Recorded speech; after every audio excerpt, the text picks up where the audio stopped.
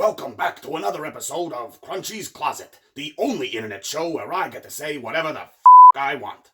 Huh? What?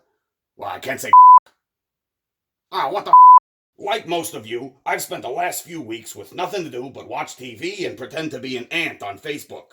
So for a while there, I thought about putting together an educational video about ants and how they fit into a healthy ecosystem.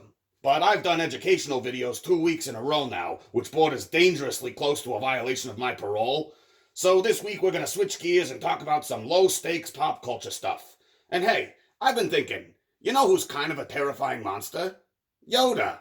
Yoda is a cartoon goblin from the Star Wars universe. He's sometimes depicted as a puppet, which sounds like a made-up thing humans invented to convince themselves that I'm not real. Yoda is the oldest and wisest of the Jedi Masters, who are basically librarians with nuclear command codes. Yoda commands the Force, which is like Wi-Fi for your fist. By tapping into an invisible energy field that binds all living things, Yoda is able to move objects, sense the thoughts and feelings of others, and see the future. In spite of all this, Yoda is also kind of a short-sighted jerk who has trouble relating to those around him. For example, here he is giving advice to a colleague about their understandable fear of pain, suffering, and death. Death is a natural part of life. Rejoice for those around you who transform into the Force. Mourn them do not. Miss them do not. Attachment leads to jealousy. Train yourself to let go of everything you fear to lose. Sorry, but what kind of advice is that?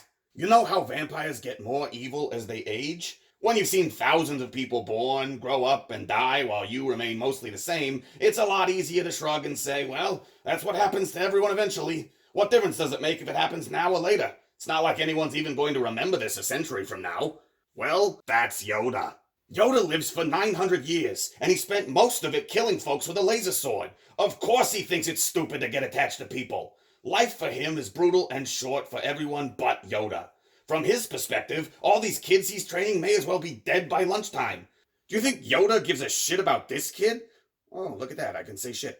On what basis could they possibly form a genuine connection? Remember when a bunch of men in their 40s shit their pants because Billie Eilish didn't know about Van Halen? At least all those people are still alive. Yoda's favorite band is probably from like 500 years ago. You think he's got the patience for whatever series of beeps and boops passes as modern-day dubstep in this universe? And really, doesn't that throw Yoda's whole philosophy into a new and terrifying light? This guy might talk a big game about living in the here and now, but Yoda measures time in decades, not days or weeks. It's easy to talk about trusting the will of the Force and seeking balance in all things when you live more than 10 times longer than the average human. Oh, is there a terrible drought creating food and water shortages on some planet in the Outer Rim? Don't worry, we just need to give the ecosystem like 70 years and the universe will naturally balance itself. Just don't let the huge number of people that starve to death in the interim bum you out, because that way leads to the dark side. And look, all this would be forgivable if Yoda at least had some kind of plan, or was tapping into some kind of deeper wisdom inaccessible to the rest of us. But he's not. He spends the first 3 movies sitting on a pillow and waiting for the universe to give him instructions. And while Space Lebowski here is zonked out in his chambers, what's the bad guy doing? Orchestrating the destruction of the Jedi Order, the fall of the Republic, and the rise of a fascist empire. Hey, Yoda, maybe you should put down the White Russian and log some hours as a defender of peace and justice. Like, literally, all your friends are dying. Then in the original trilogy, Yoda tries to make up for his mistakes by manipulating a hunky farmhand into murdering his own father. You remember how Luke believes Darth Vader can still be redeemed? Guess who's not on board with that plan? If once you start down the dark path, forever will it dominate your destiny. Consume you it will. Years of sectarian fighting has permanently warped Yoda's worldview, so that the only outcome he's capable of envisioning is one where one side wipes out the other. How did Obi-Wan put it in Revenge of the Sith? Only a Sith deals in absolutes. It doesn't seem like there's a lot of room for gray area in Yoda's philosophy, is what I'm saying. Then Yoda dies and becomes an all-powerful, self-aware ghost, which, to be fair, does explain why he's so eager for people to become one with the Force.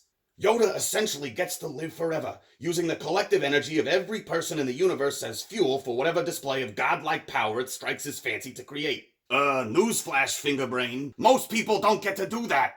Maybe part of the reason Anakin was so upset his wife was going to suffer and die is because he didn't much like the idea of her life essence getting thrown back on the pile, while you and your closest friends get to come back as Tupac holograms and spend eternity watching people shower.